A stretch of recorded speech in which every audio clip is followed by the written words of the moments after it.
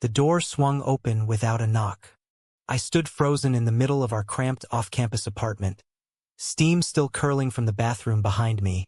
Nothing but a thin white towel knotted low around my hips. Water dripped from my hair onto the worn hardwood floor. My heart slammed against my ribs the second I saw him. Jack. My straight best friend since freshman year. The guy who high-fived me after every touchdown in pickup games, who once carried me 3 blocks to urgent care when I sprained my ankle so badly I couldn't walk. The same Jack who dated cheerleaders, posted gym selfies with captions like, "Beast Mode," and laughed off every gay joke thrown our way like they were background noise. He didn't move. Neither did I. His backpack slipped from one shoulder and hit the floor with a dull thud. He's clattered. His blue eyes, usually easy, laughing, widened, then flicked down, then snapped back up to my face so fast it looked painful. "Shit," he breathed. "I forgot my charger." That was it. For words. But the air between us thickened like someone had poured concrete into the room. I should have laughed it off. Cracked a joke about knocking next time or how he owed me for the free show. That's what normal friends would do. Instead, my mouth went dry. My pulse roared in my ears. Because the way he was looking at me wasn't normal. It wasn't disgust. It wasn't amusement. It was something raw. Something confused. Something that mirrored the secret I'd buried so deep, even I pretended it didn't exist. I had been in love with Jack Harlan for 2 years. Not the casual crush kind. The kind that hurt. The kind that made every late-night conversation feel like torture. Every casual arm slung over my shoulder feel like a brand. I dated other guys, quietly, carefully, never bringing them around the apartment. I told myself it was just proximity, just bromance gone overboard. I'd lied to everyone, especially myself. And now he was staring at me like he'd never seen me before. Cleared my throat. "You gonna stand there all day, or?" He blinked hard. Swallowed. "Yeah, charger. Right." But he didn't move toward his desk. His gaze kept drifting. My collarbone, the line of my shoulder, the towel. And each time it did, color crept up his neck. I turned away first, grabbed sweatpants from the laundry basket and yanked them on under the towel before letting it drop.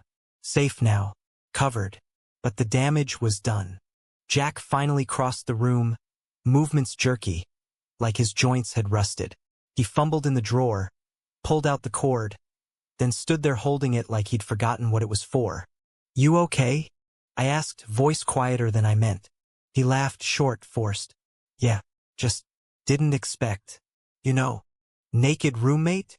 I tried for light. Failed. "Something like that." Silence stretched. Heavy. Electric.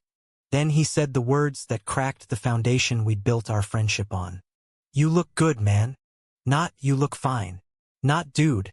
Put some clothes on. Good. Simple. Devastating." I met his eyes. He didn't look away. And in that moment I knew. Whatever happened next, we couldn't pretend anymore. The rest of the afternoon passed in fragments. Jack left for the library. Said he had a poli-sci paper due. I stayed behind, pacing, replaying every second. The way his breath caught. The flush on his cheeks.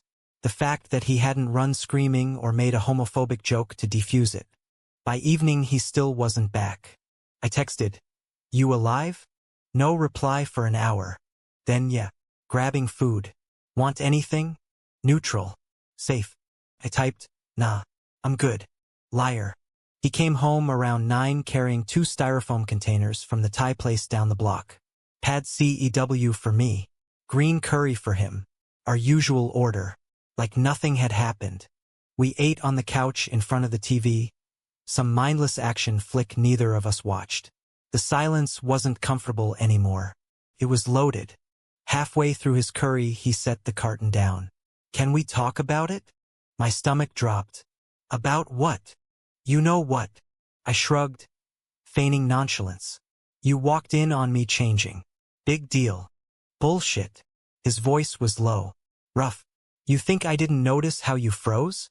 How you looked at me like I caught you doing something wrong?" Heat crawled up my face. "I didn't." "Lockwood." He turned toward me. Fully. No escape. "Are you?" The question hung there, unfinished, terrifying. I could lie, again, protect the friendship, protect him, or I could tell the truth and risk everything.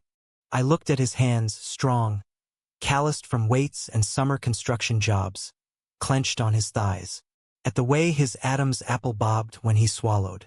"I'm gay," I said quietly. "Yeah." He exhaled like he'd been holding his breath for years. "Okay. Okay. I mean," I figured, "maybe. Sometimes." He rubbed the back of his neck. "The way you never talk about girls. The way you get quiet when certain topics come up. I just never asked. Why not? Didn't want to make it weird." A bitter laugh. "Guess that worked out great." I stared at the paused TV screen. Explosions frozen mid-blast. "So now what? Now?" He hesitated. "I don't know." But he didn't leave the couch. Didn't put distance between us. If anything, he shifted closer. That night we talked until 3 in the morning. Not about me being gay, not really. We talked about everything else. Childhoods, fears, dreams, the future, safe topics. But underneath every word was the unspoken. Something had shifted, irreversibly. When we finally said goodnight, he paused at his bedroom door. "Lockwood." "Yeah. Thanks for telling me." I nodded. Couldn't speak. He smiled, small, uncertain but real, and closed the door. I lay awake staring at the ceiling, heart racing, wondering if I just destroyed the best thing in my life, or opened the door to something better. The next week was torture in slow motion. Jack didn't treat me differently. Not obviously. He still slapped my back after a good gym set. Still stole fries from my plate. Still blasted music at 7 a.m. to wake me up for class. But there were moments. The way his eyes lingered a second too long when I came out of the shower, always clothed now. The way he sat closer on the couch than before. The way his laugh sounded different, nervous, almost shy, when I teased him. And the touches. A hand on my shoulder that stayed. Fingers brushing mine when passing the remote. A hug after a bad exam that lasted 3 beats longer than usual. Each one set my skin on fire. I told myself it was wishful thinking. Projection. He was straight. He'd said it 100 times, jokingly, casually, like an indisputable fact. But doubt crept in. Because straight guys didn't look at you like that. Straight guys didn't blush when you caught them staring. Straight guys didn't ask, late one Friday night after too many beers, "Have you ever thought about me?" Like that. We were on the balcony, city lights glittering below, wind cool against flushed skin. I froze with the bottle halfway to my lips. "Jack, I'm not saying I want anything." His voice cracked. "I'm just curious. After the other day, I can't stop thinking about it." "About me naked?" He winced. "About you. Period." My heart stuttered. "I don't know what to say." "Say the truth."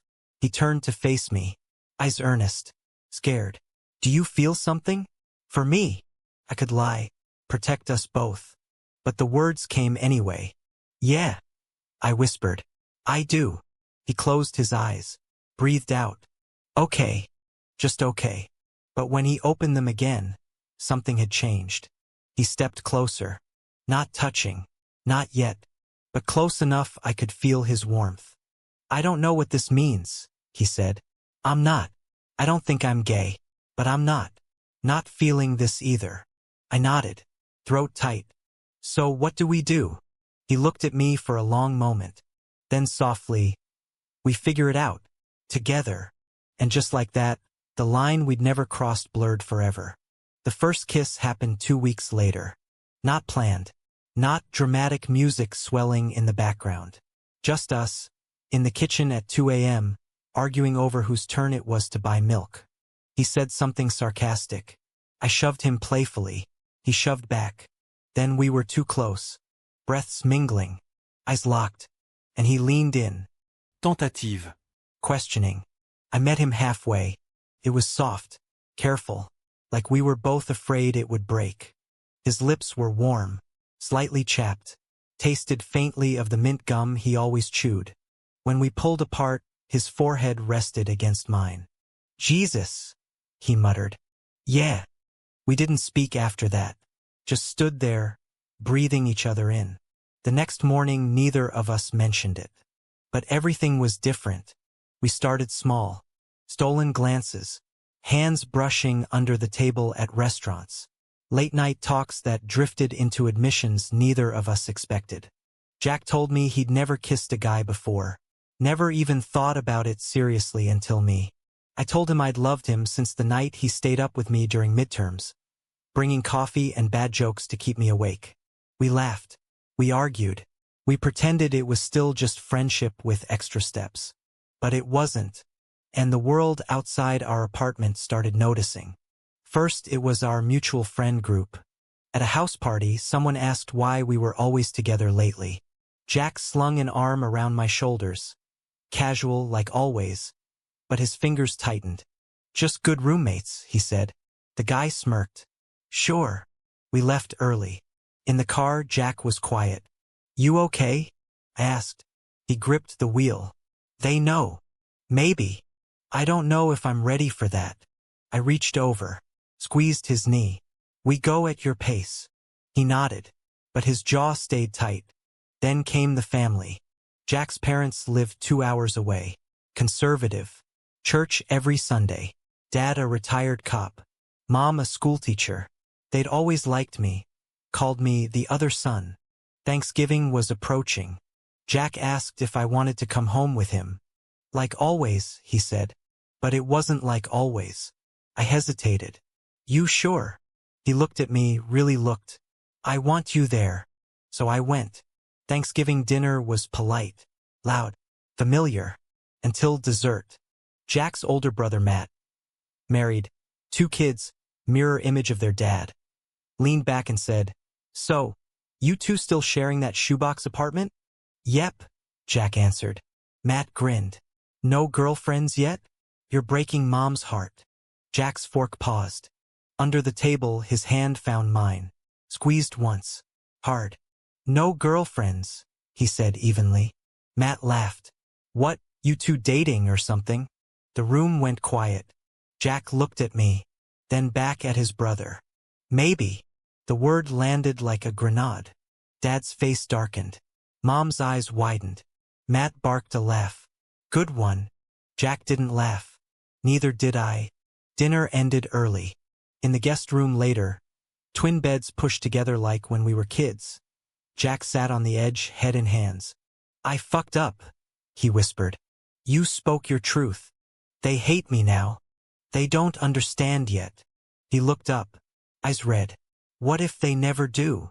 I knelt in front of him, took his face in my hands. Then we have each other. He pulled me close, buried his face in my neck. We didn't sleep much that night.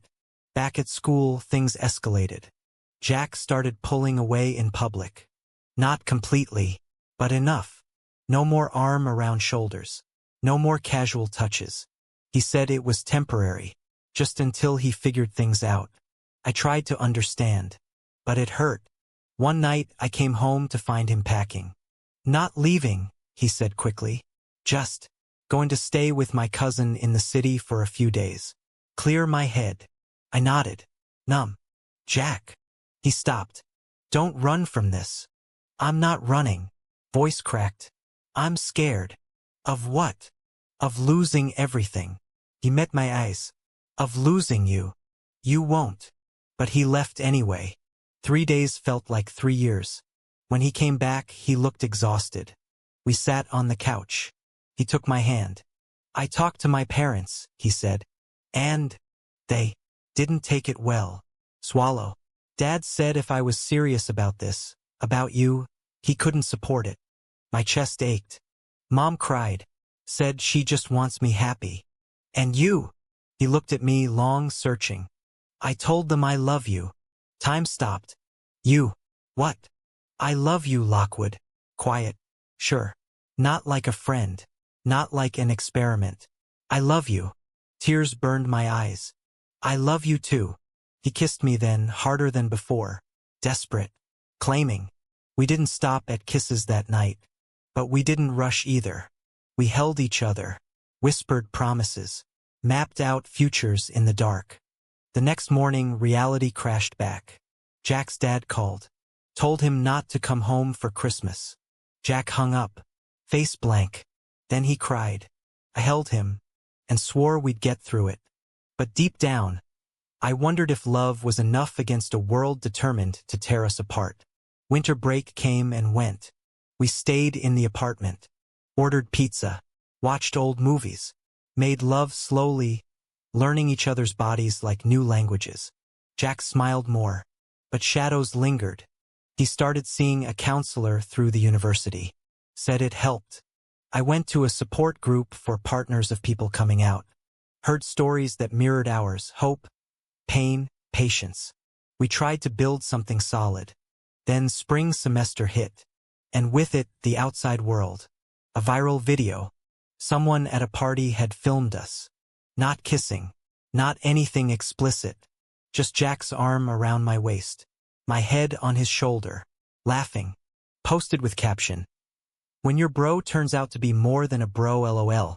Comments exploded. Some supportive. Most not. Slurs. Threats. Jokes about turning him. Jack saw it first. He came home pale.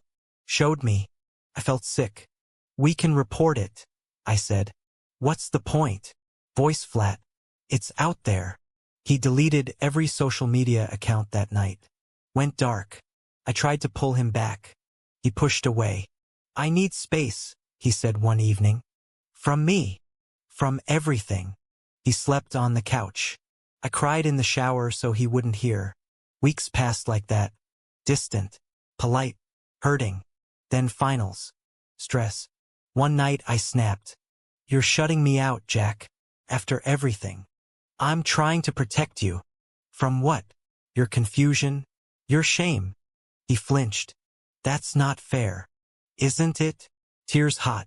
You said you loved me. Then you hide me like a dirty secret. I'm not proud of it. Voice broke. But I'm trying. Trying isn't enough when it feels like rejection every day. Silence. Then he stood. Walked to the door. Where are you going? Out. He left. Came back at dawn. Crawled into bed smelling like coffee and cold air. I'm sorry, he whispered. I turned to him. Held him. We didn't fix it that night. But we started talking again. Really talking. About fears. About internalized homophobia. About what straight even meant when feelings defied labels. Jack admitted he'd always felt different. Never quite fit the mold.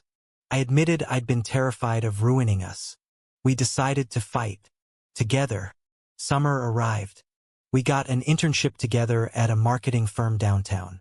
No separate bedrooms. No pretending. We walked hand in hand in the city. Got stares. Got smiles. Got courage. One evening at a rooftop bar, Jack leaned over. Marry me someday? I choked on my drink. He laughed. Not now, but someday. I kissed him. Yes, but happiness is fragile. And trouble was coming. Jack's dad had a heart attack. We drove through the night. Arrived at the hospital. His mom hugged me. His dad, weak, pale, looked at me. Then at Jack. You're here, he rasped. Jack nodded. Tears in his eyes. His dad reached out. Squeezed Jack's hand. Then mine. Didn't speak. But the squeeze said enough. Recovery was slow. We stayed a month. Helped around the house. Jack's mom cried when we left.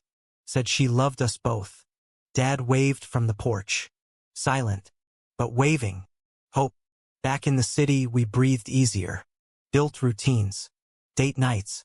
Shared dreams. Then the controversy hit closer. Our video resurfaced. This time on a bigger platform.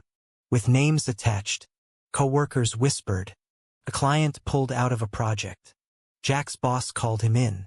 Asked if it was true. Jack said yes. Boss said, we support diversity. But his tone said otherwise. Jack came home angry. Punched a pillow. Cried. I held him. We talked about moving. About fighting. About never backing down. In the end, we stayed. Faced it. And slowly, things quieted. Not perfect. but better. We graduated, got real jobs, moved to a one-bedroom with sunlight, adopted a rescue dog named Scout. Life settled, love deepened, but scars remained. Jack still tensed at certain questions. I still worried he'd wake up one day and regret it. We talked about it, openly, honestly, and every time we chose each other, again and again. Years passed, 3 to be exact. We were 27 now. Jack worked in graphic design. I taught high school English. We had a small house outside the city. White picket fence cliché.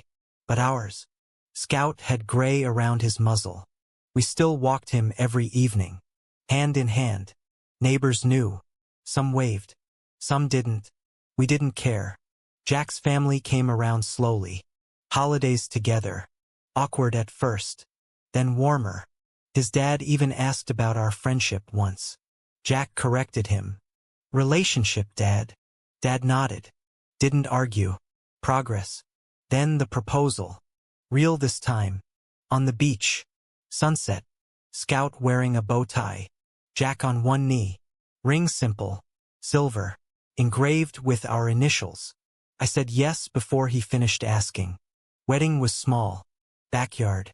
Friends. Family. Jack's dad walked him down the aisle. Cried. So did mine. Vows simple. I choose you, Jack said. Every day.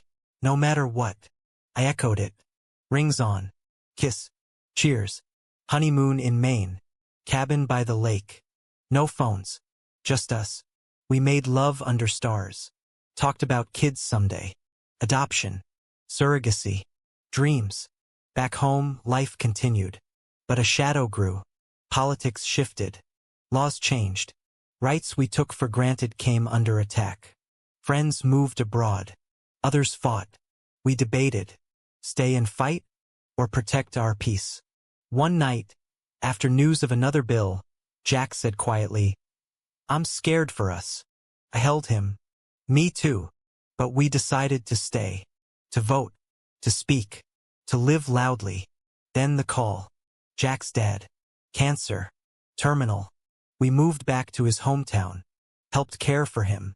Nights at the hospital. Days cleaning the house. His dad weakened. One evening he asked to speak to me alone. I sat by his bed.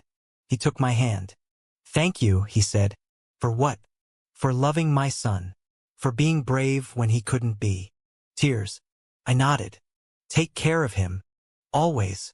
He passed 2 weeks later. Quietly. Jack shattered. I held the pieces.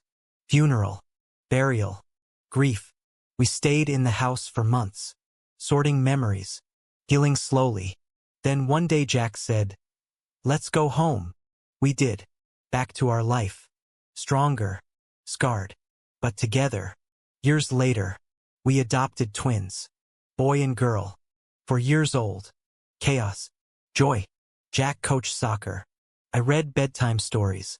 Scout slept at the foot of their beds. We grew older. Gray in our hair. Wrinkles. But love stayed. Fierce. Unshakable. And still, after everything, I looked at him across the room and felt the same rush as that first moment. The door opening. The towel. The look. The beginning. Now we're 50. Kids in college. Scout long gone. Buried under the oak in the backyard. House quieter. But warm. Jack still designs. I still teach. We walk every evening. Hand in hand. Neighbors wave. Some still don't. We smile anyway. One night, over wine on the porch, Jack says, do you ever regret it? I look at him. The same blue eyes. Lined now. But bright. Never. He smiles. Me neither.